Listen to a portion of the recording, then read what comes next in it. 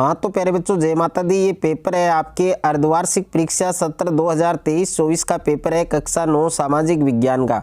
और 70 में से 70 मार्क्स हैं वो आप अचीव कर सकते हैं अर्धवार्षिक परीक्षा 2023-24 में। तो ये पूरा पेपर आपको अच्छे से तैयार करना है। तो प्यारे बच्चों, जैसा कि आप देख सकते हैं अर्धवार्षिक परीक्षा सत्र 2023-24 कक्षा 9 सामाजिक विज्ञान का ये पेपर है आपके। और इस पेपर में सबसे पहले आपको बहुविकल्पीय प्रश्न दे रखे हैं, जिसमें पहला क्वेश्चन है आपके कि निम्न प्रश्नों में सही विकल्प का चयन कर अपनी उत्तर पुस्तिका में लिखिए।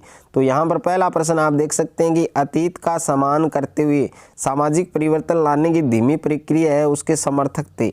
तो ए ऑप्शन में है उदारवादी, ब में समाजवादी, स में रूढ़िवादी और द में साम्राज्यवादी। तो इसमें जो ऑप्शन आपको सही लगता है वो ऑप्शन आपको करेक्ट करना है।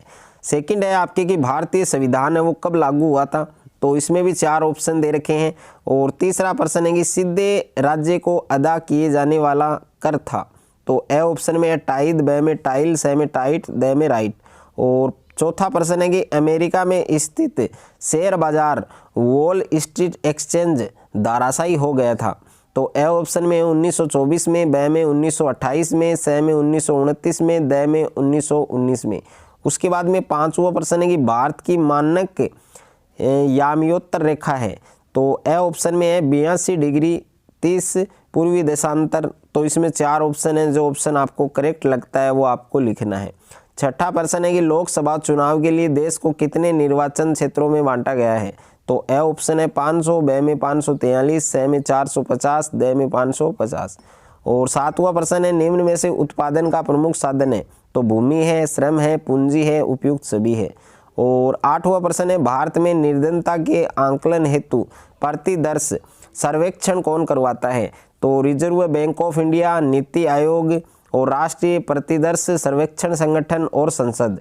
तो इसमें भी 4 ऑप्शन है, जो ऑप्शन आपको करेक्ट लगता है वो आपको चूज करना है।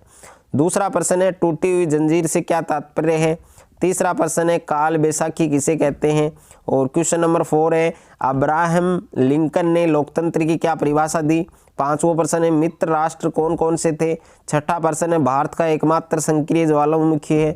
और 7वां प्रश्न है जर्मनी में आर्थिक संकट है उसके 2 कारण लिखिए। ये लघु उत्तरात्मक प्रश्न में है। और 8वां प्रश्न है नाइट ऑफ ब्रोकन ग्लास घटना क्या है।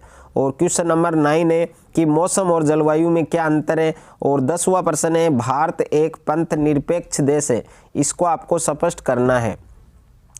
उसके बाद में देखिए 11वां प्रश्न है पार्टी चुनाव चिन्ह क्या होता है, इसे क्यों आवंटित किया जाता है। और क्वेश्चन नंबर 12 है कि संसाधन के रूप में लोग से आप क्या समझते हैं। क्वेश्चन नंबर 13 है कि भारत में निर्धनता रेखा है उसका आंकलन कैसे किया जाता है। क्वेश्चन नंबर 14 है आपके गंगा नदी की 2 सहायक नदियों के नाम लिखिए। और 15वां प्रश्न है समाजवाद की कोई 2 विशेषता बताएं। और क्वेश्चन नंबर 16 है आपके मानव पूंजी निर्माण में शिक्षा की क्या भूमिका है। उसके बाद में दीर्घ उत्तरीय प्रश्न है। क्वेश्चन नंबर 17 है कि ओलंप दे गूज के जीवन का संक्षिप्त वर्णन कीजिए। 18वां प्रश्न है हिमालय तथा प्रायद्वीपीय नदियों के मुख्य अंतरों को स्पष्ट करें। क्वेश्चन नंबर 19 है आपके पालमपुर गांव की गैर कृषि उत्पादन क्रिया है उन पर एक टिप्पणी दीजिए। 20वां प्रश्न है आपके भारतीय संविधान की प्रस्तावना में किन 4 आदर्शों पर बल दिया गया।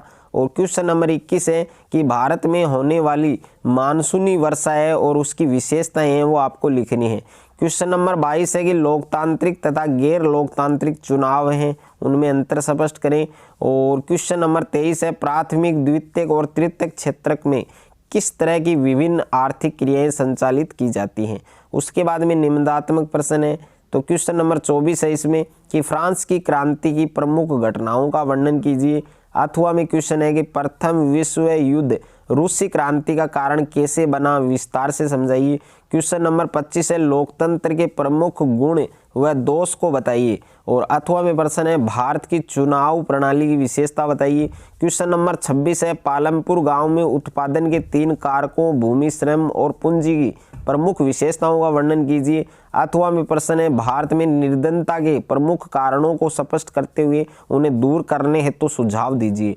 और क्वेश्चन नंबर 27 है भारत के रेखा मानचित्र में निम्न स्थानों को अंकित कीजिए, जिसमें अरावली श्रेणी है, लक्षद्वीप है, सिक्किम है और कोरोमंडल तट है, और अथवा में है थार का मरुस्थल, पश्चिमी बंगाल, मालाबार तट और पुलिकट झील। तो प्यारे बच्चों, ये पूरा पेपर आपको अच्छे से तैयार करना है। अगर आपको ये वीडियो अच्छा लगे तो वीडियो को आप ज़्यादा से ज़्यादा बच्चों के साथ शेयर करें, ज़्यादा से ज़्यादा वीडियो को लाइक करें, और चैनल पर आप नए हैं तो चैनल को आप सब्सक्राइब कर लीजिए और साथ में नोटिफिकेशन बेल को प्रेस कर लीजिए।